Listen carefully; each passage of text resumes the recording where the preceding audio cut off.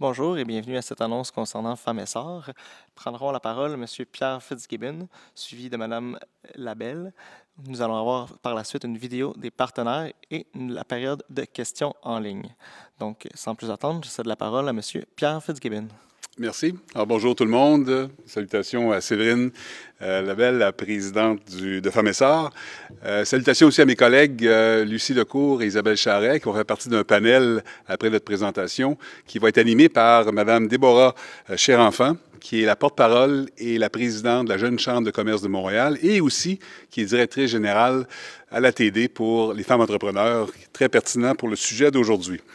Alors, vous le savez autant que moi, l'entrepreneuriat est l'une des clés de réussite économique du Québec.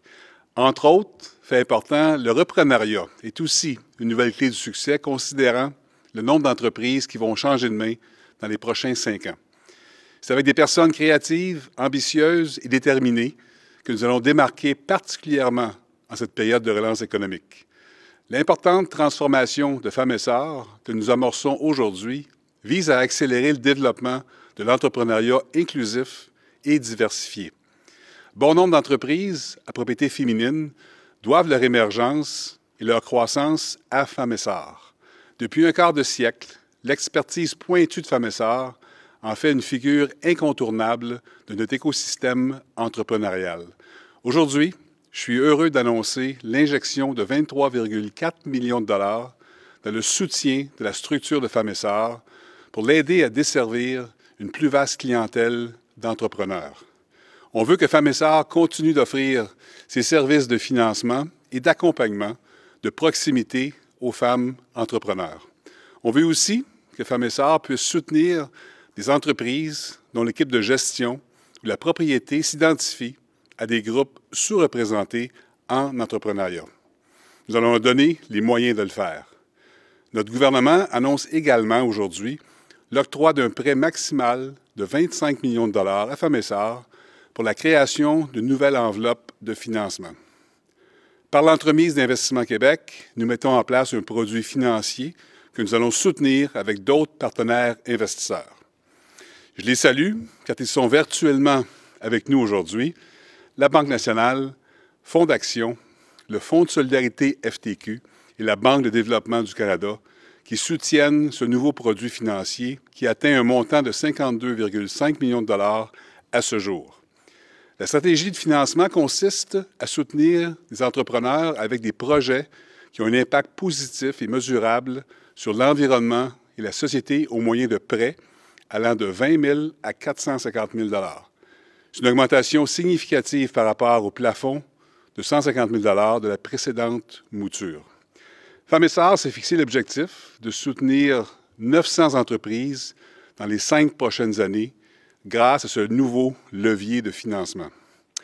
Avec sa mission élargie, Femmes et Sœurs va favoriser le développement et la croissance de nombreuses entreprises innovantes, diversifiées et soucieuses de laisser un legs positif dans la société.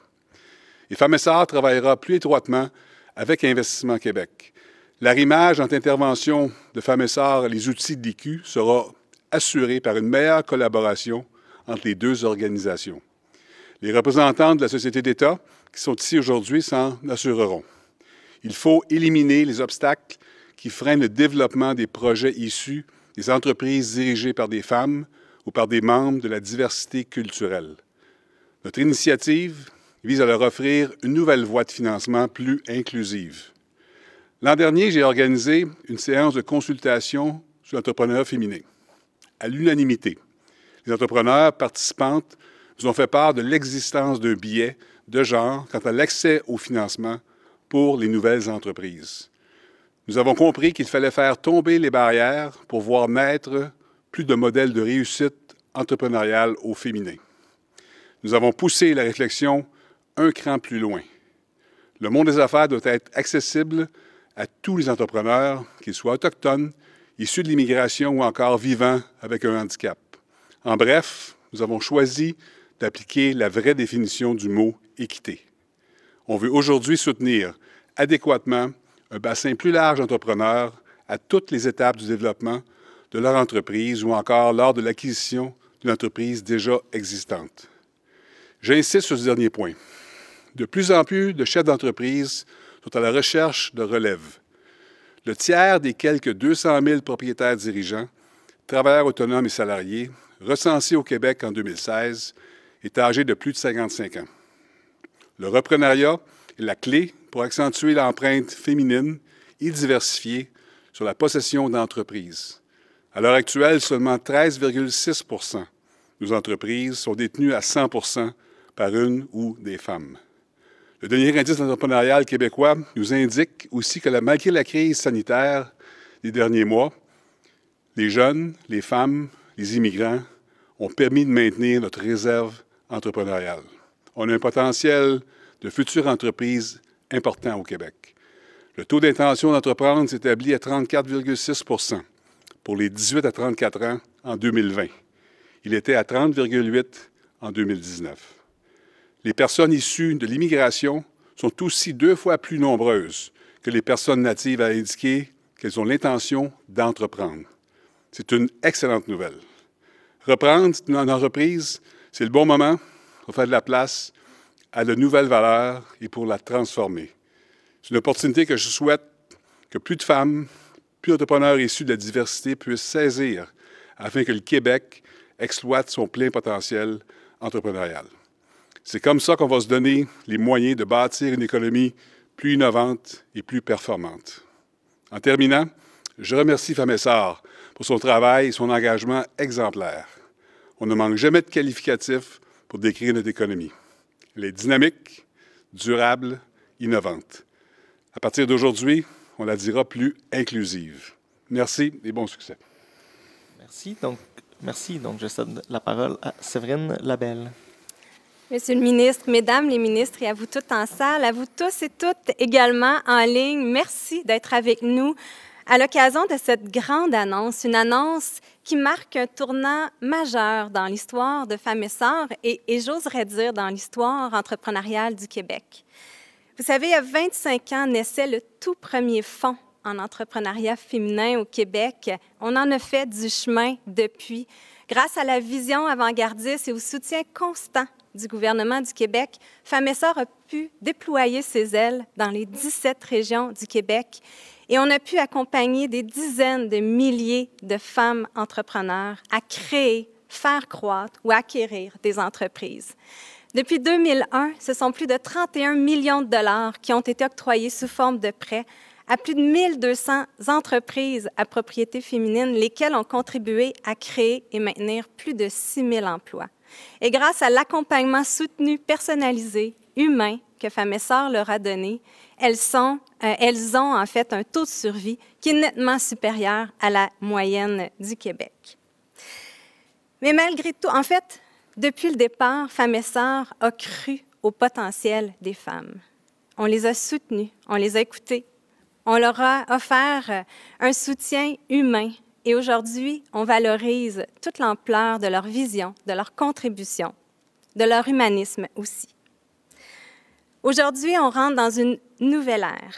Famessar poursuit son ambition de contribuer à la transformation de notre économie, toujours dans l'objectif de la rendre plus inclusive, plus diversifiée, plus équitable, mais aussi plus durable. Avec l'annonce de cette nouvelle enveloppe de 52,5 millions de dollars, on se donne les moyens concrets de financer des entreprises qui sont à propriété inclusive, diversifiée, donc concrètement, qui sont détenues, dirigées par des femmes ou encore par des personnes qui sont en quête d'équité, encore aujourd'hui au Québec. Et parce qu'on est un investisseur responsable, parce qu'on pense au monde qu'on veut léguer à nos enfants demain, on demande aussi et on va soutenir plus particulièrement ces entreprises qui ont un projet d'impact positif pour notre société, que ce soit au plan humain ou au plan environnemental. Je terminerai en disant que pour atteindre un objectif de cette envergure-là, de vraiment créer une économie qui est plus inclusive, plus diversifiée, plus durable, ça prend beaucoup de gens qui travaillent ensemble, ça prend des personnes qui croient en ce projet-là. Et c'est ce que font nos partenaires aujourd'hui. Je tiens à les saluer leur audace, leur implication. Évidemment, le gouvernement du Québec, qui est toujours à l'avant-plan depuis toutes ces années, qui nous accorde sa confiance, année après année, mais également tous ces partenaires privés qui ont osé faire le pas avec nous pour constituer cette nouvelle initiative. Banque nationale, BDC, Fonds de solidarité FTQ, Fonds d'Action qui est avec nous depuis des années. C'est tous ensemble qu'on va vraiment arriver à créer une économie dont on va être fiers de léguer à nos enfants, à créer une économie où on développe le plein potentiel de tous les visages qui composent notre société. Merci. Parfait. Maintenant, nous allons passer à la diffusion de la vidéo des partenaires. Monsieur le ministre, Mesdames les ministres, Madame Labelle, chers partenaires, et bien sûr à vous tous, chers entrepreneurs, bonjour.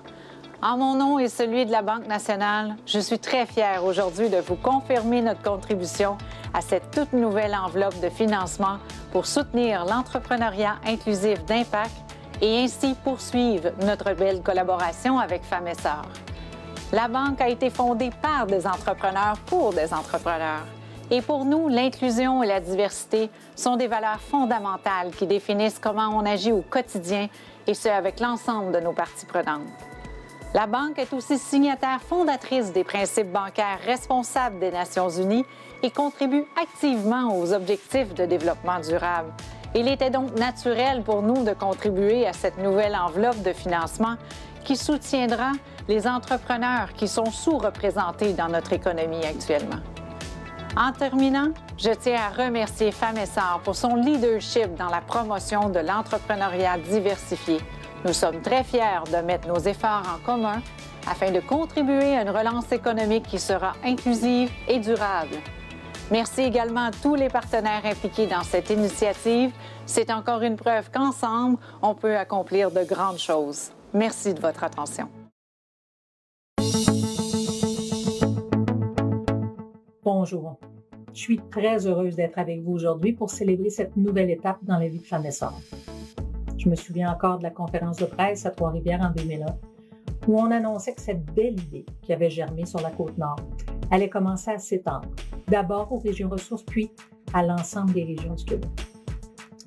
J'en profite pour saluer et remercier mes collègues de Fil Action qui ont accompagné les fonds pour femmes entrepreneurs à travers toute cette belle période d'expansion. Fonds d'Action est fier d'appuyer Femmes et Sœurs depuis 20 ans et je suis personnellement très fière de voir le chemin parcouru par ce qui a été, à l'époque, un de mes dossiers d'investissement. La pandémie a démontré une fois de plus que les chances ne sont pas les mêmes pour toutes et pour tous. Les femmes et les minorités ont été particulièrement affectées dans leurs entreprises, dans leurs emplois et même dans leur santé.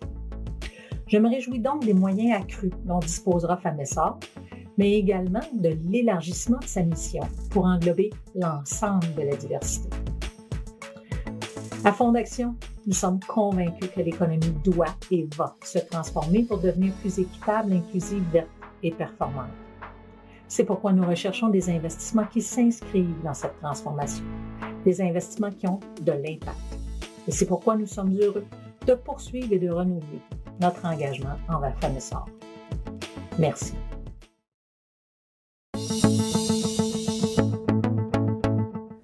Bonjour, ça me fait très plaisir aujourd'hui de participer à l'annonce de cette initiative de Femmes et Sœurs dans laquelle le fonds va investir 5 millions de dollars. J'aimerais commencer par féliciter Séverine et toute son équipe pour leur audace et leur persévérance pour faire arriver cette superbe initiative. Cette initiative arrive à un moment parfait. Elle va permettre encore plus d'entrepreneurs d'avoir les moyens pour participer à cette reprise, que ce soit pour nous aider à sortir de la pandémie, pour adresser des enjeux de changement climatique, pour aider les entreprises à faire des virages technologiques. Les défis sont nombreux et puis on a besoin de tout le monde pour faire cette reprise-là. C'est ensemble que nous allons relever ces défis, saisir ces opportunités et bâtir un meilleur futur. Investissons-nous ensemble pour une meilleure société. Merci beaucoup.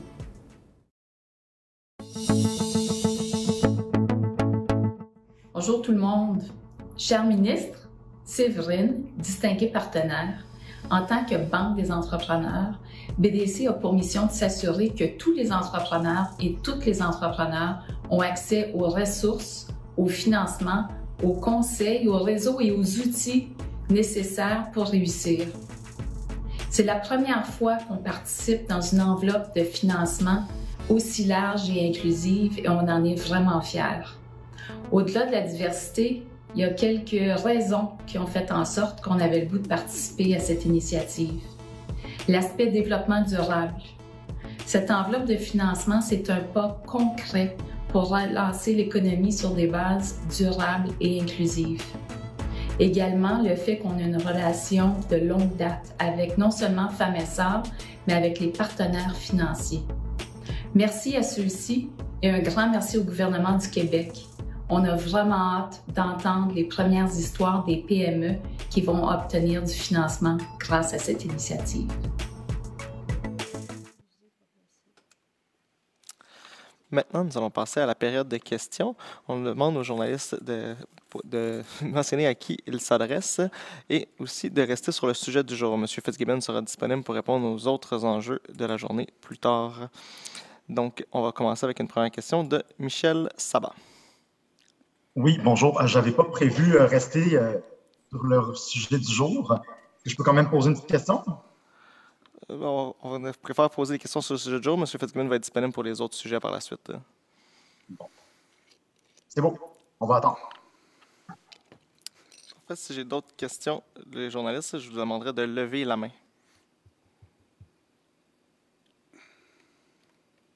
Est-ce que je peux? Qu'un journaliste veut lever la main s'il y a une question sur le sujet du jour. Donc, il n'y a pas de questions. Donc, c'est ce qui va mettre fin à la période de questions. Donc, maintenant, nous allons commencer le panel avec... Donc, je cède la parole à Mme Déborah Chirenfant, présidente de la Jeune Chambre de commerce de Montréal et directrice régionale Femmes entrepreneurs pour la Banque TD. Merci beaucoup. Bonne matinée tout le monde. Le ministre l'a mentionné, c'est une conversation très pertinente pour les différents rôles que j'ai, mais surtout pour une personne qui a été entrepreneur et qui demeure fortement impliquée et passionnée d'entrepreneuriat et surtout interpellée par la place des femmes en affaires. Donc, félicitations à Femmes et Sœurs et surtout à tous les partenaires qui ont annoncé cet investissement et cette contribution importante aujourd'hui. La conversation au sein de ce panel, au cours duquel j'aurai l'occasion de m'entretenir avec non moins de 6 personnalités que j'ai bien hâte de vous présenter, s'intitule « Entreprendre au féminin, assurer une diversité en affaires ». Donc, on va bien évidemment réagir à l'annonce qui vient d'être faite, mais également parler d'entrepreneuriat féminin, des obstacles qui persistent, mais surtout des opportunités à saisir actuellement. Alors, je vous présente mes panélistes aujourd'hui. Daniel Henkel, entrepreneur, porte-parole de Femmes et Sœurs. Bonjour, Daniel. Bonjour, Déborah. Isabelle Charret, ministre déléguée à l'Éducation et ministre responsable de la condition féminine. Bonjour, Madame Charret. Bonjour. Madame Lucie Lecourt, ministre déléguée à l'Économie. Bonjour, Madame Lecourt. Bonjour. Madame Bichat-No, qui est première vice-présidente exécutive placement privé chez Investissement Québec. Bonjour, Madame No. Bonjour. Et Madame Mélanie Paul, qui est coprésidente Aquanature et présidente Inukshuk Synergie. Bonjour, Madame Paul. Bonjour. Et Monsieur Pierre Fitzgibbon, ministre de l'Économie et de l'Innovation. Merci d'être là. Bonjour. Bonjour. Alors, je vais commencer peut-être avec une première question pour les entrepreneurs de ce panel. Une première réaction à l'annonce importante qui vient d'être faite pour Femmes et Sœurs. Qu'est-ce que ça signifie? Je vais peut-être commencer avec vous, Madame Paul. Qu'est-ce que ça signifie pour l'entrepreneur que vous êtes et qu'est-ce que ça pourrait représenter pour d'autres comme vous? Bien, moi, je trouve que c'est une excellente nouvelle. D'ailleurs, félicitations à Séverine et à toute son équipe. En tant que PME, on ne se cachera pas que la dernière année a été quand même un grand défi. Qui va apporter son lot aussi de changements par la suite. Donc, on va avoir besoin de s'adapter, on va avoir besoin de soutien, de support et d'accompagnement dans tout ça. Puis je pense que ça va donner les moyens à Femmes et Sœurs d'élargir justement ce qui faisait déjà très bien, l'accompagnement et le soutien aux femmes entrepreneurs puis aux gens des PME qui sont quand même des entreprises où une partie importante, je dirais, de l'économie québécoise, puis qui aussi ont souvent à faire beaucoup avec peu de ressources. Donc, c'est une belle nouvelle. C'est plus qu'une bouffée d'oxygène. Madame Henkel, en plus d'être entrepreneur, vous êtes également porte-parole de Femmes et Sœurs. Qu'est-ce que ça signifie pour une organisation comme Femmes et Sœurs d'annoncer cette contribution importante, mais aussi pour vous comme entrepreneur? Plusieurs choses. Tout d'abord, Félicitations encore une fois parce que c'est un travail de longue date, mais c'est aussi le rappel.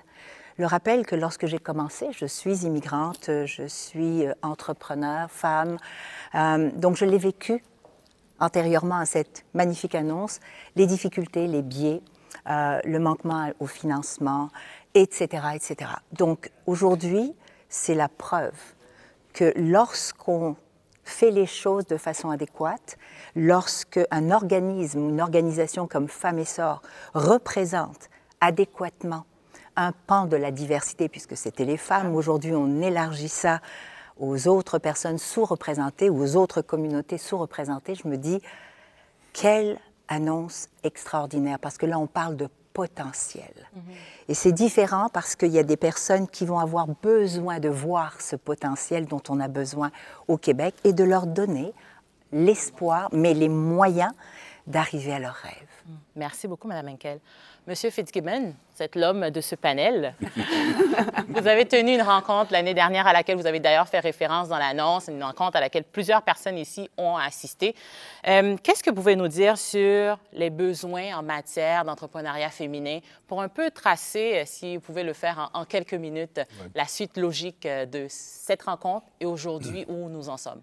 Effectivement, l'année dernière, on avait sollicité plusieurs entrepreneurs au féminin et quelques points sortaient. Le premier, c'est qu'au démarrage d'une entreprise, il y avait un manque, il y avait une carence dans la chaîne des capitaux. Et clairement, c'était là qu'il y avait un enjeu. Parce qu'aujourd'hui, les femmes entrepreneurs qui ont du développement, qui ont un air d'aller, les autres institutions financières sont très aptes à pouvoir donner du capital. Mais au début, au démarrage, il y a beaucoup de turbulences dans le marché. Alors, les gens disaient qu'il faut alimenter ça. C'est pour ça qu'on a augmenté le niveau de contribution ou de prêt de 150 000 à 450 000. Après ça, Mme Bichat et son équipe chez Investissement Québec pourront prendre le relais. Deuxièmement, il manquait d'entrepreneurs féminins. C'est mathématique, là. Comment est-ce qu'on fait pour en mettre plus? Bien, on veut alimenter Femmes et Sort. Puis je pense que tout l'écosystème, il faut que le maillage est important aussi. Je regarde ce qui fait que l'effet A, par exemple, qui est une très belle mouture pour permettre le maillage des femmes entrepreneurs. Alors moi, je pense que Femmes et Sort, c'est le début de la chaîne. Et pour moi, ça respecte l'objectif du gouvernement et ça respecte aussi les besoins qu'on a pour avoir plus d'entrepreneurs, pénurie de main-d'œuvre, reprenariat. Je pense que ça fait très bien. C'est le maillon qui manquait à la chaîne. Madame No, justement, M. Fitzgibbon fait référence à votre travail chez Investissement Québec. Comment est-ce que ça s'imbrique dans l'annonce aujourd'hui et comment vous allez contribuer à faire en sorte qu'il y ait plus d'entreprises à propriété féminine au cours des prochaines années? Oui, absolument. Écoutez, on est ravis de s'allier avec Femmes et Sort. C'est une priorité, donner de l'accès au capital pour les femmes, c'est vraiment une priorité pour Investissement Québec. D'ailleurs, dans notre plan stratégique qui a été déposé il y a quelques mois, on s'est donné une cible de dire qu'on voulait vraiment que 18 % de nos interventions soient données dans des sociétés détenues ou dirigées par des femmes. Aujourd'hui, on est en deçà de ce ratio. Si on regarde aujourd'hui, 16 % des PME sont détenues par des femmes et on veut vraiment au moins couvrir et améliorer ce ratio-là. Comment faire? Si on regarde le portefeuille d'Investissement Québec aujourd'hui, presque 50 % du portefeuille, c'est dans le secteur manufacturier et les ressources naturelles. Des secteurs clés pour l'économie, mais où les femmes sont peut-être moins présentes. Donc, comment on fait? Bien, c'est vraiment d'être davantage sur le terrain, de travailler davantage avec les régions et de s'allier avec des acteurs clés comme Femmes et Sort, vraiment pour se rapprocher puis étendre notre portée pour vraiment approcher davantage les femmes et les soutenir comme M. Fitzgibbon le disait, en démarrage, en préamorçage, il y a vraiment une carence dans la chaîne des capitaux. Donc, Femmes et Sort va être capable de compléter ça et nous, on pourra faire la suite que ce soit avec des programmes ou dans des investissements en équité pour vraiment soutenir la croissance de ces entreprises-là. Madame Lecourt, Madame No, justement, faisait référence aux 18 % qui est la proportion, l'objectif, en fait, qu'ils se sont fixés à Investissement Québec. Comment est-ce que ça évolue, cette proportion d'entreprises à propriété féminine au Québec? On part de où? On est où? Puis on va vers... Actuellement, c'est stable. Actuellement, on assiste à une certaine stabilité, mais il y a une volonté, par exemple. Il y a une volonté d'entreprendre qui est là. Et c'est pour ça qu'on veut donner le input nécessaire. On veut travailler non seulement Investissement Québec, mais évidemment avec Femmes et Sort. C'est ce qu'on veut faire. On veut aider les femmes à se découvrir aussi, à faire en sorte qu'elles aient des modèles. Parce que des modèles féminins, il y en a. On veut les faire ressortir. On veut contribuer à faire ressortir les modèles féminins pour que les femmes puissent se dire, ben oui, je suis capable d'aller là, je suis capable de le faire. Oui. Merci beaucoup, Mme Lecourt. Mme Charret, je termine cette première ronde avec vous. Pendant la pandémie, M. Fitzgibbon a parlé de turbulences. Vous avez mis en place, d'ailleurs, une subvention pour aider les entrepreneurs à traverser cette période. Qu'est-ce que vous pouvez nous dire sur cette annonce qui a été faite et aujourd'hui, le plan d'action peut-être qui a suivi cette annonce? Oui, en effet, on sait que la pandémie a touché durement tout le monde, mais plus particulièrement les femmes. Donc, c'est important de mettre en place des mesures ou des actions rapides pour faire en sorte de passer à travers cette pandémie-là. Donc, en collaboration avec Femmes et Sœurs, on a mis en place une subvention de relance pour faire en sorte justement que les entreprises à propriété féminine puissent adapter leur offre par la numérisation, par exemple, ou pour le changement de processus et tout, pour justement passer à travers cette pandémie-là, adapter leur offre pour être plus compétitive, évidemment. Donc, et aussi de l'accompagnement, parce que ça, c'est un pan de Femmes et Sœurs qui est très important dans l'offre qu'elle donne, parce qu'on a besoin aussi de ça, hein, d'accompagnement. Il y a les besoins financiers, mais il y a aussi, Lucie parlait des mentors et tout. Donc, ça aussi, ça fait partie des services que Femmes et Sœurs donnent et de façon très concrète et très pertinente. Je sens que vous avez envie de réagir, Mme Henkel, mais je vais revenir vers vous. Mme Paul, on a annoncé aujourd'hui justement cette contribution entrepreneuriat inclusif d'impact. Qu'est-ce que ça veut dire pour vous? Vous êtes une entrepreneure issue des communautés autochtones. Vous êtes à la tête de plusieurs entreprises, coprésidentes et présidentes. Qu'est-ce que vous pouvez nous dire sur votre parcours de femme entrepreneur qui pourrait inspirer, parce qu'on parle de modèles, qui pourrait inspirer d'autres personnes qui nous écoutent aujourd'hui? Bien, moi, je dirais que, effectivement, pour parler de moi, de mes modèles d'affaires qui ont toujours été basés sur le développement de partenariats. L'entrepreneuriat dans les communautés autochtones, c'est quelque chose d'assez récent quand même. C'est quelque chose qui est en croissance, qui est en développement. Même durant la pandémie, pour avoir parlé à différentes organisations qui viennent en aide aux entrepreneurs des communautés, entre autres, il y a vraiment eu une croissance dans l'intérêt des femmes entrepreneurs autochtones aussi à partir ou à démarrer des projets. Donc, c'est sûr que la compétence des gens, il y a une certaine compétence, il y a de l'accompagnement qui doit être fait, il y a des ponts qui doivent être créés. J'ai toujours été appelée justement sur plusieurs comités ou dans plusieurs organisations à amener cette expertise-là ou cette compréhension-là de comment on pourrait mieux aider les femmes autochtones. Puis je pense qu'avec Femmes et Sœurs aujourd'hui, on va pouvoir créer ou améliorer ces ponts-là aussi pour amener encore plus de femmes ou d'entrepreneurs jeunes autochtones à pouvoir démarrer, parce qu'effectivement, c'est au démarrage que c'est souvent plus difficile. Puis démarrer, oui, mais après ça aussi, être accompagné, avoir des parrains, des marraines, des gens qui vont aussi soutenir au niveau de la suite, parce qu'une fois qu'on est parti, ça ne s'arrête pas là. Faut continuer. Donc, je pense que de cette façon-là, on va pouvoir mieux collaborer. Oui. Contribuer à tout ça. Oui. Madame Henkel, je reviens vers vous parce que je sentais que vous vouliez réagir. Mais moi, je suis curieuse de savoir votre rôle de porte-parole, parce qu'on peut pas dire que vous n'êtes pas occupée, Madame Henkel. Pourquoi avoir pris ce nouveau rôle? Qu'est-ce que cette organisation représente pour vous? Et surtout, les démarches suite à cette annonce pour cette enveloppe, qu'est-ce qui va suivre? Et concrètement, les entrepreneurs qui nous écoutent aujourd'hui, ils vont faire quoi? Et vous les invitez à faire quoi? Wow! Combien de questions, c'est ça? Vous avez 2 minutes. C'est parfait. Bien, écoutez, d'abord, c'est officiel, le fait d'être porte-parole, mais je l'ai été de toute façon depuis plus de 15 ans. Je dis même que je vis cette organisation de l'intérieur. Je l'ai vue grandir, comme je l'ai expliqué tout à l'heure. Et c'est tellement unique, Femmes et Sœurs. Mondialement, c'est une organisation qui n'existe nulle part ailleurs qu'au Québec. C'est quand même impressionnant, puis il faut le mentionner. Donc, cette expertise, cette richesse de compétences, il y a quand même plus de 150 expertes sur la route pour accompagner les femmes. Donc, cette expertise-là, aujourd'hui, bien, Femmes et Sœurs va la mettre au service des personnes, des communautés qui vont en avoir besoin, mais en travaillant avec des organisations et des organismes qui sont, elles aussi, spécialisées par certaines communautés. Donc, exemple avec Mme Mélanie Paul, mais on peut en nommer d'autres, Fondation Émergence, il y a la Jeune Chambre de commerce, etc., etc. Donc, il y a Entreprendre ici. Donc, Femmes et Sœurs ne s'approprie pas les choses. Elle va, au contraire, grâce au gouvernement du Québec, grâce à des partenaires privés, avoir les moyens de modéliser, d'accompagner, de financer. Donc, puis, avant, on avait un maximum de 150 000. Aujourd'hui, c'est 450 000. Ça change. Oui, ça change beaucoup. Puis ça permet aussi de donner un temps de pause à ces entrepreneurs-là, de leur permettre de croître, de leur permettre d'évoluer, tout en sachant qu'ils ont une sécurité. Qu'est-ce que ça prend? Eh bien, comme toujours, on vise à ce que les femmes soient minimalement 25 % propriétaires ou actionnaires de l'entreprise, bien sûr. On vise aussi à ce que ces entreprises aient un impact, doivent avoir une conscience au niveau du développement durable, par exemple, mais représenter une des exigences de l'ONU. Donc, ça doit être parmi... Enfin, Il y en a 17. Donc. Il y en a 17. Donc, au moins un. Au moins un de ces critères. Ouais.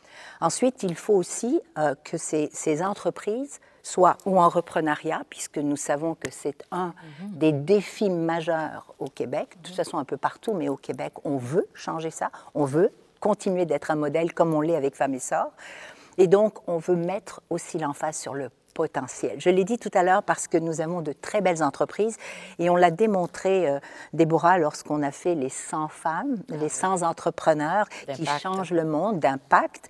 On s'est rendu compte à quel point nous avions des entrepreneurs partout à travers le Québec avec des tailles différentes, mais aussi dans des activités extraordinaires qu'on n'imaginait même pas, en intelligence artificielle, en développement, en agriculture, en tech, partout. Elles sont là. Mais elles ont besoin d'être bien représentées et surtout, elles doivent devenir elles-mêmes des modèles. Et ça, c'est le travail, ce sera le travail de Femmes et Sœurs. Donc, en tant que porte-parole, mon rôle sera de rassembler. Mon rôle sera de rassurer. Mon rôle sera aussi de bien faire comprendre aujourd'hui l'expansion de Femmes et Sœurs tout en rassemblant les différentes communautés dans le respect de chacune de ces communautés et de leurs besoins. Donc, avoir une posture amplement inclusive dans ce virage de Femmes et Sœurs. Monsieur Fitzgibbon, je reviens vers vous. Vous avez parlé de reprenariat. Mme Henkel vient de faire référence. Vous avez parlé de relève. Bien évidemment, c'est quelque chose qui m'interpelle. J'aimerais savoir comment est-ce qu'on peut encourager encore plus le reprenariat au Québec? Puis on est victime des chiffres parce qu'on a à peu près 35 000 entreprises qu'on pense qu'ils vont changer de main dans les prochains 5 ans. Donc, on est forcé à devoir composer avec ça. Et ce qui me désolerait, c'est qu'il faudrait vendre des entreprises à l'extérieur du Québec. Donc, le bassin de reprenariat doit s'élargir. Et c'est pour ça que quand j'ai commencé à parler à Séverine puis à Daniel, je me suis dit, bien là, on peut peut-être élargir la portée de Femmes et Sœurs, élargir aussi la formation. Il faut former les gens. Puis Mme Lecourt, dans son mandat, comme les délégués à l'économie, va regarder le côté reprenariat, entrepreneuriat. C'est deux métiers différents, mais qui sont reliés un petit peu. Alors moi, je vois ça comme étant un catalyste et je vois ça comme étant important pour le Québec, garder nos souches québécoises. Donc je pense que la formation, Femmes et Sœurs élargie, va faire en sorte qu'on aura plus de repreneurs. Conséquemment, on va garder au Québec la détention de nos entreprises. Tout à fait. Madame Lecourt, on vous a lancé la balle dans ce nouveau mandat-là, justement. Expliquez-nous qu'est-ce que ça représente pour vous de faire cette alliance entre entrepreneuriat et reprenariat. Sur quoi vous allez vous concentrer en premier? Bref, dites-nous tout ce que vous pouvez nous dire. Bien, en réalité, comme Pierre l'a bien expliqué, c'est un créneau. C'est une partie qu'il faut vraiment, sur laquelle il faut vraiment se concentrer parce que c'est important. Et sinon, on va laisser aller ces entreprises-là. Dans mon ancienne vie, on a beaucoup travaillé justement avec des femmes. Beaucoup de femmes veulent décider de se lancer en entreprise, ont peut-être pas les idées directes, mais il y a plein d'entreprises, justement, que c'est ce que les gens veulent pouvoir travailler avec des repreneurs. Donc, c'est vraiment un créneau très important. Par ailleurs, ce qu'il faut considérer aussi dans toute cette chaîne-là, c'est la mise en place de tous les programmes que nous avons annoncés récemment qui vont aider non seulement tous les entrepreneurs, mais beaucoup les femmes. Je pense à Impulsion PME qu'on vient de lancer récemment. Je pense aussi à Accès Entreprises Québec qu'on est en train d'implanter, qui vont vraiment être des lieux où les femmes, notamment, et tous les entrepreneurs vont pouvoir aller chercher l'information nécessaire. Femmes et Sœurs vont en faire partie même des références que nous allons donner à Accès Entreprises Québec. Donc, il y a vraiment, je vais appeler ça un écosystème là, qui s'est bâti depuis quelques années au MEI, puis qu'on est en train de raffiner davantage avec l'appui d'Investissement Québec, justement pour aller chercher le plus de femmes possibles en affaires et le plus de repreneurs possibles aussi. Si vous me permettez, je vais juste rebondir sur ce que Mme Lecourt vient de dire. C'est important ce que vous dites, mais une des problématiques quand on parle des fois d'avoir un écosystème, c'est de permettre à ces gens-là de connaître la direction.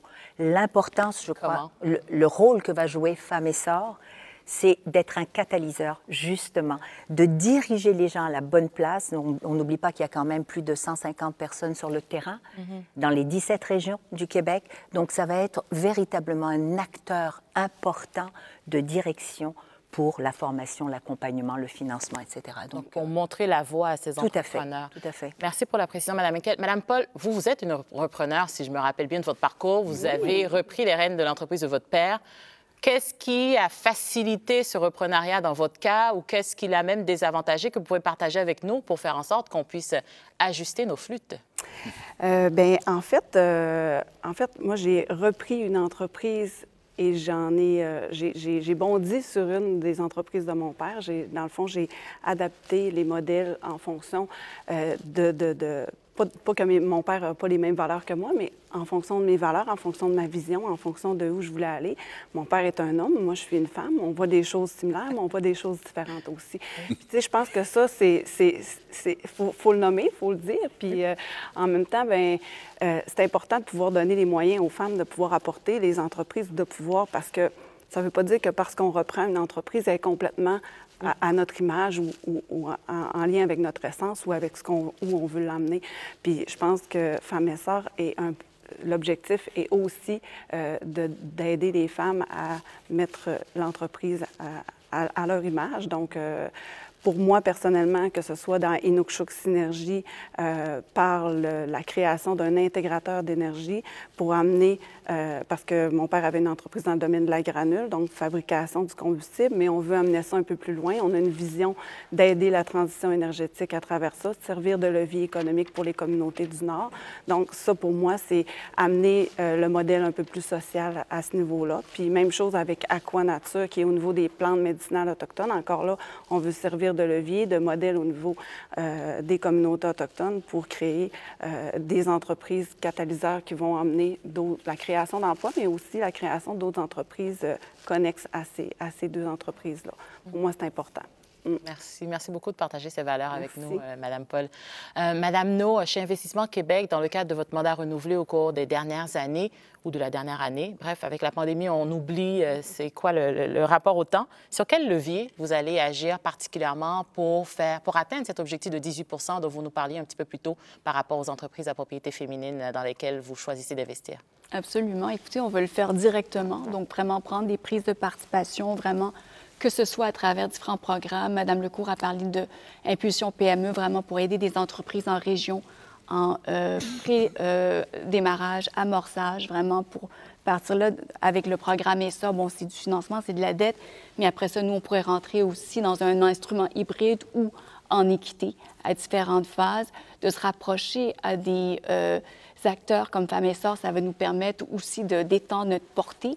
Donc ça, c'est vraiment directement, mais aussi, on le fait aussi indirectement à travers les fonds d'investissement. Donc, Investissement Québec investit dans des fonds d'investissement. On a investi dans à peu près plus de 70 fonds d'investissement qui, eux, à leur tour, investissent dans plus de 1200 compagnies.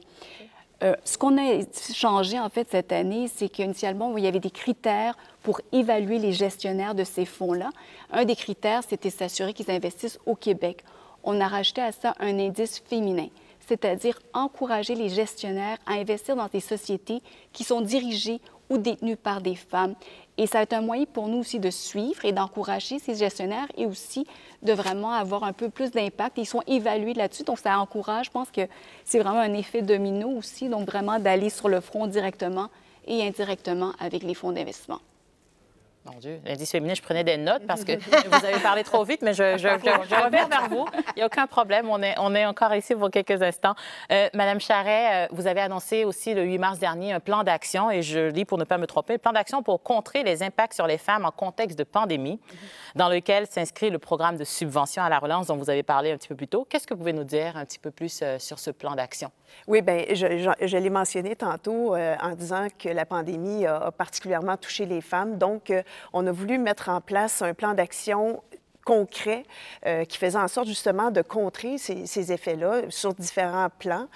Bon, d'abord, l'autonomisation économique et la subvention allait toucher directement les femmes entrepreneurs, puis comment les femmes pouvaient participer à la relance aussi. Donc, cette mesure-là en faisait partie, mais d'autres mesures aussi, comme entre autres une passerelle pour faire en sorte d'accélérer le passage vers des lieux où les femmes ne sont pas tellement représentées, que ce soit les technologies, que ce soit les mathématiques, les sciences et tout. La requalification aussi, mais aussi des mesures pour la conciliation famille, travail, études, parce qu'on sait à quel point cet aspect-là a touché particulièrement les femmes, donc des haltes garderies, entre autres, pour justement aider les femmes à pouvoir regagner le marché du travail, du soutien aussi pour les femmes en situation de vulnérabilité. Alors, différentes choses pour faire en sorte justement de minimiser les impacts qui, malheureusement, ont été très grands pour les femmes en situation de pandémie. Pendant la pandémie, tout à fait. Merci de nous rappeler, Mme Charret. Madame Lecourt, alors je vous demandais de faire comme si vous deviez convaincre les personnes autour, j'allais dire, de l'écran, parce qu'on est tellement habitués, bref, dans la salle aujourd'hui, de pourquoi c'est important d'investir, de contribuer, d'aider les femmes, les personnes autochtones, les personnes issues de la diversité à aller vers l'entrepreneuriat. Pourquoi c'est important? Ça n'a rien à voir parce que je suis une femme. On vous croit. Moi, je vous crois. Mais c'est important parce que, c'est une source de spécialité, c'est une source d'énergie qui est encore, on dit sous-exploitée, mais je vais dire qui est mal exploitée. Moi, je vais utiliser le mot mal exploité parce qu'il y en a des femmes. Il y en a, on a, Mme Paul l'a expliqué tantôt, on a des valeurs, on a une façon de travailler peut-être qui est un tant soit peu différent.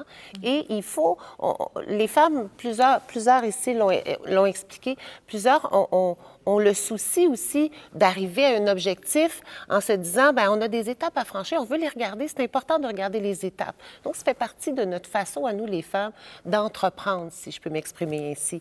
Donc, c'est important qu'on puisse aussi atteindre éventuellement la parité. C'est quand même beaucoup. Pierre a donné des chiffres quand même qui donnent un peu froid dans le dos. Mais je pense qu'ensemble, avec tous les programmes qu'on met en place, avec toutes les nouveautés qui s'installent, je pense qu'on va y arriver, mais il faut mettre l'épaule à la roue. Moi, comme ministre déléguée, ça fait partie de ce que j'ai décidé d'embrasser dès que j'ai pris le mandat.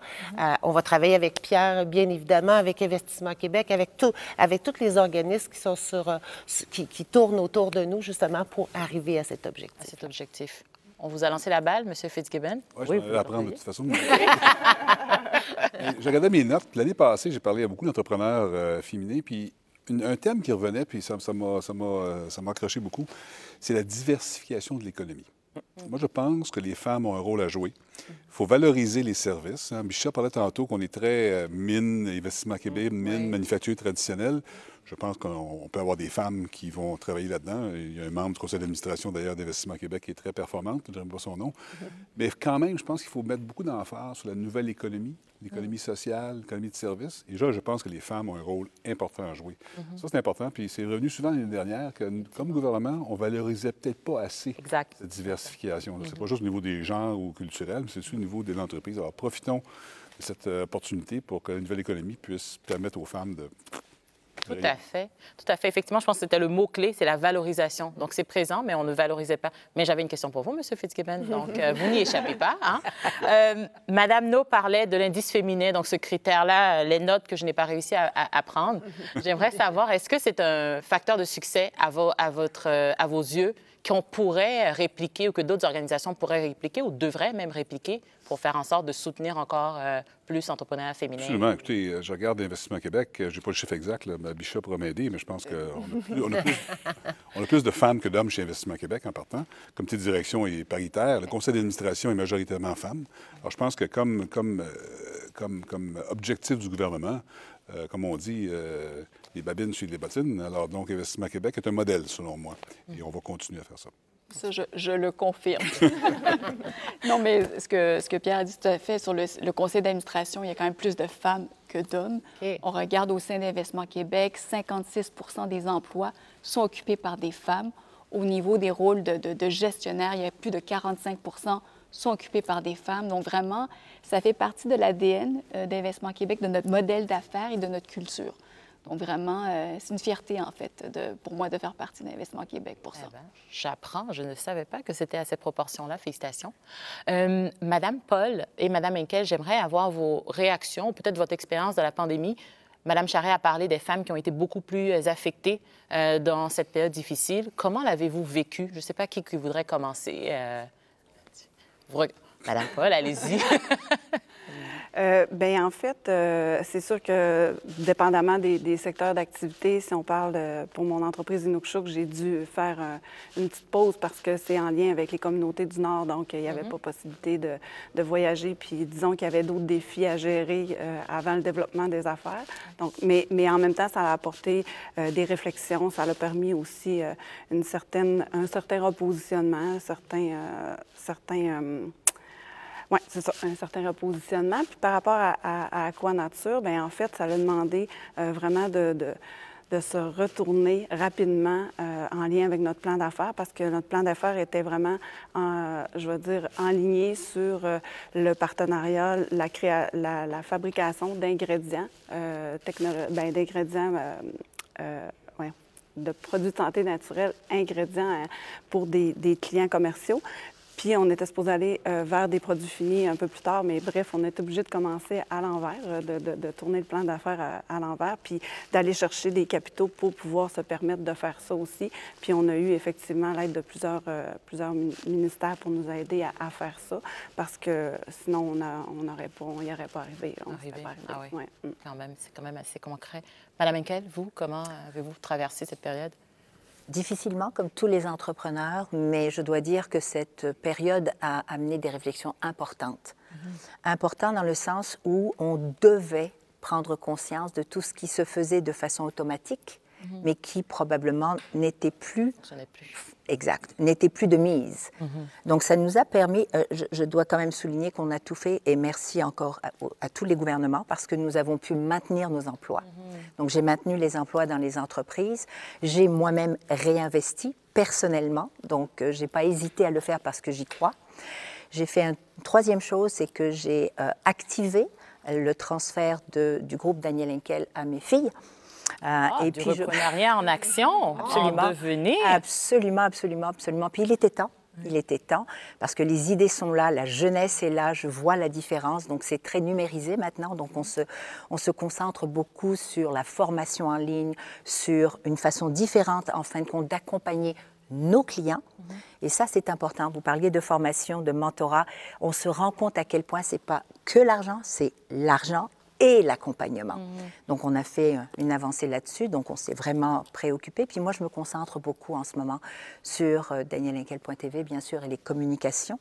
Et je dois dire que ça fait mal au cœur quand on voit des chiffres à travers le Canada, quand on nous dit que 2 millions d'emplois ont été perdus vers les femmes. Et ça, on ne peut absolument pas rester inactif à ce sujet-là. Il faut, et donc on parle de garderie, de halte, il y a beaucoup de travail à faire et je suis très fière de collaborer de quelque façon que ce soit à le faire parce que je vois la différence et je pense, je vais le dire haut et fort, un jour j'ai choisi le Québec, je disais que je ne savais pas pourquoi il y a 30 ans, aujourd'hui je sais pourquoi, parce que c'est la meilleure place où être dans le monde pour l'instant. C'est ici que c'est dit, sur les ondes d'ici, Danielle Henkel. J'aimerais juste que vous vous rappelez aujourd'hui, 1er juin.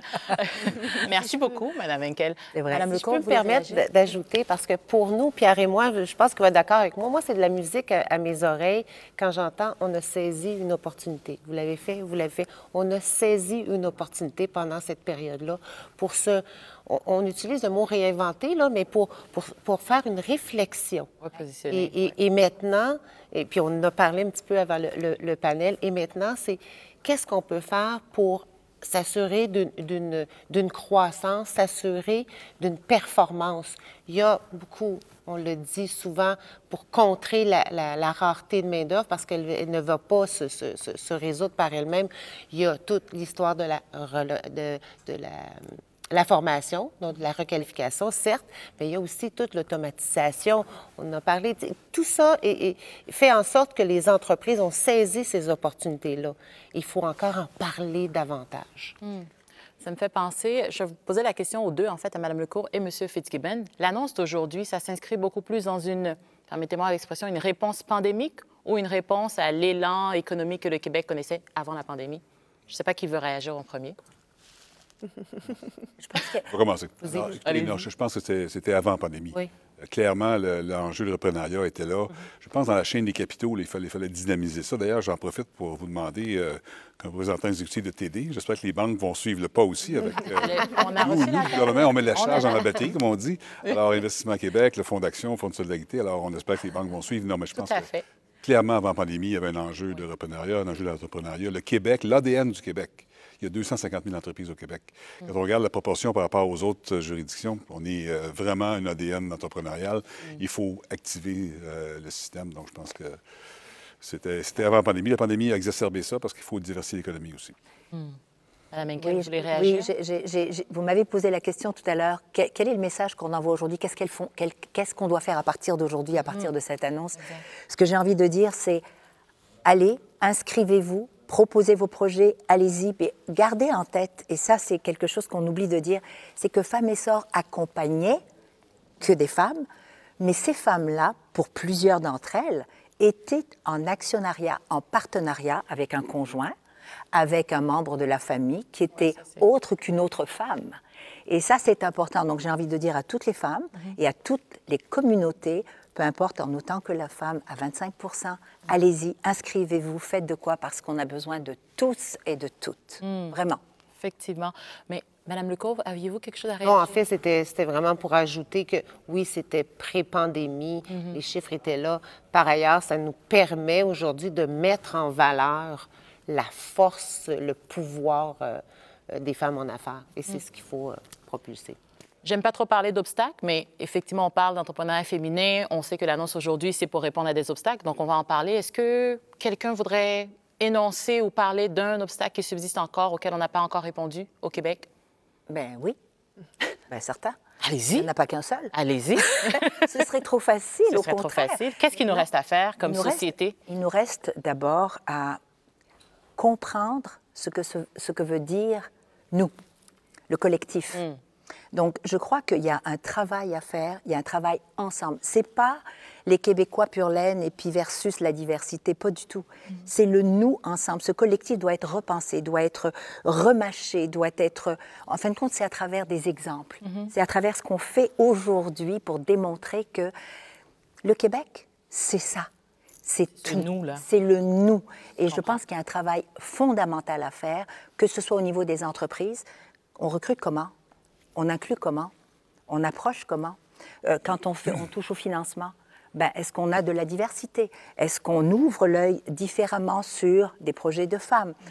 Qu'est-ce qu'on fait aussi pour rappeler les femmes sur le marché du travail au niveau des garderies, au niveau des outils qu'on va mettre en place pour ces femmes? Pas parce qu'elles ont besoin de quelque chose de spécial, mais parce que c'est la réalité. Elles sont mamans. Et la priorité, ça va être leurs enfants, leur famille. Donc, il y a un travail à faire. Mais si je peux bondir là-dessus aussi, j'en parlais tantôt de la pandémie qui a exacerbé la problématique de conciliation travail-famille-études. Je pense que ça, c'est encore un obstacle. Il faut qu'il y ait un partage de la charge familiale parce qu'effectivement, on va continuer à avoir des familles et on veut continuer à avoir des familles. Mais au-delà du partage de la société ou de la diversification de la société, au sein de notre bulle familiale, il faut aussi qu'il y ait des efforts qui soient faits, mais il faut qu'ils soient soutenus par des mesures, par des moyens. Alors, effectivement, c'est encore un obstacle sur lequel on travaille, mais il est encore présent. Encore présent. Madame Paul, comme entrepreneur, est-ce qu'il y a un obstacle qui persiste encore? Moi, je dirais que souvent, si je parle de la réalité des Premières Nations, l'ensemble des Premières Nations sont un peu éloignées, sont souvent éloignées des grands centres. Un des défis qu'on avait, c'est souvent l'isolement. Puis là, l'isolement est encore plus présent avec la pandémie, avec ce qu'on a vécu, le changement au niveau des marchés, au niveau de la commercialisation, au niveau familial aussi, effectivement. C'est juste que je ne veux pas répéter tout ce que Mme Henkel a dit, mais je suis d'accord à 200 % avec ça. En fait, moi, je pense qu'effectivement, les défis sont nombreux, sont à différents niveaux. Puis l'accompagnement, quand on parle d'accompagnement, c'est au sens large. C'est pas juste au niveau financier, c'est pas juste au niveau de l'entreprise elle-même, mais c'est au niveau de créer des ponts, créer des liens, soutenir au niveau familial, soutenir au niveau de la création de partenariats aussi. Moi, je reviens, l'ensemble de nos entreprises ont été basées sur le partenariat, l'union des forces, parce qu'on a tous des forces complémentaires. Il ne faut pas se voir comme un, mais comme un ensemble, un tout. Donc, moi, je pense que je suis parce que nous sommes, donc il faut que ça devienne encore plus fort. Tout à fait. Il faut qu'on se rappelle de ça, surtout avec Mme Henkel qui parlait du « nous ». Oui. Parce que nous sommes, donc la définition de ce nous. Il nous reste 5 minutes à cet échange. J'aimerais peut-être entendre Mme No réagir. Un appel à l'action que vous lanceriez aux personnes qui nous écoutent aujourd'hui? Je pense vraiment, peut-être aux entrepreneurs, c'est d'aller de l'avant, d'aller avec leurs ambitions, de pousser ces rêves-là. Souvent, ce qu'on voit, et on le sent beaucoup au niveau du capital de risque, les femmes, en général, c'est peut-être une question de personnalité, mais sont peut-être moins sur le pitching mode, là, je m'excuse de l'anglicisme, qu'un homme qui présente son projet, qui présente sa thèse d'investissement. C'est beaucoup, beaucoup plus positif et beaucoup plus agressif d'une certaine façon pour des gens qui regardent, qui écoutent de l'autre côté, donc les investisseurs. C'est sûr de voir la croissance, de voir le potentiel, de voir, c'est ça qui les attire, c'est ça.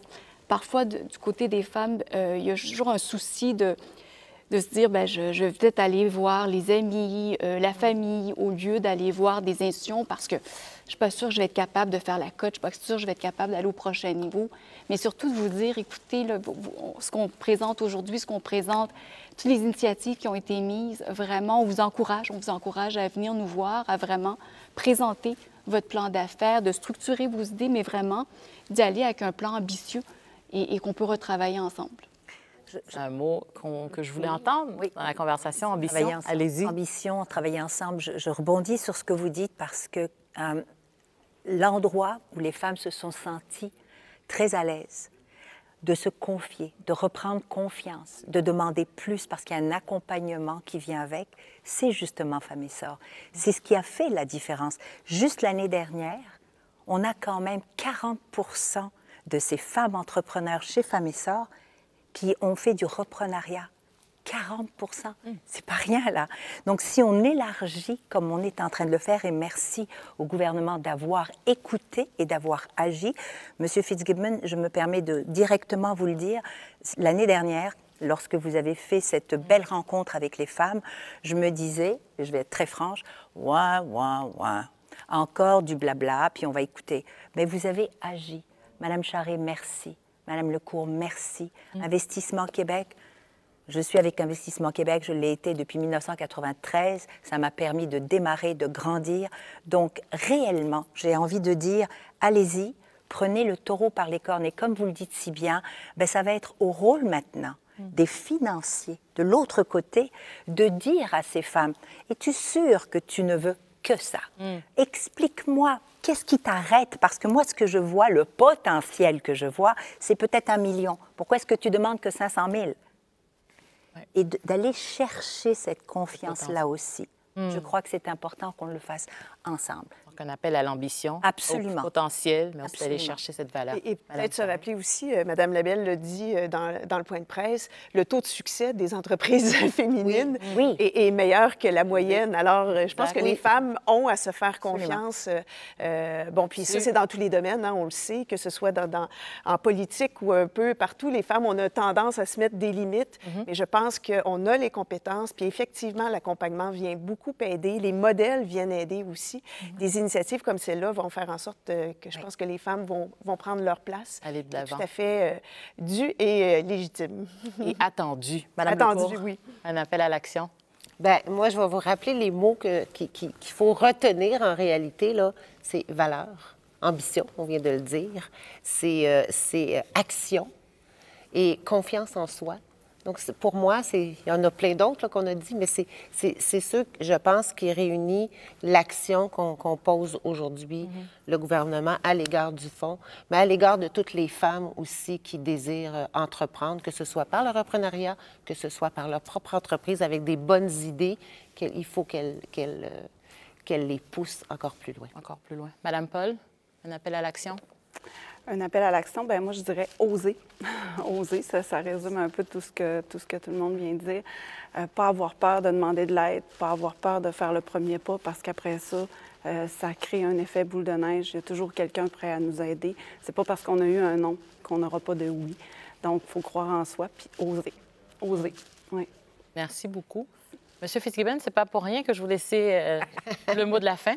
Attendre que ces mesdames s'expriment. Et un élément que Mme No a mentionné et que je voudrais vous entendre réagir là-dessus, les femmes, quand on se présente, on est un petit peu plus en retrait. Les hommes, ils le font avec un petit peu plus d'assurance.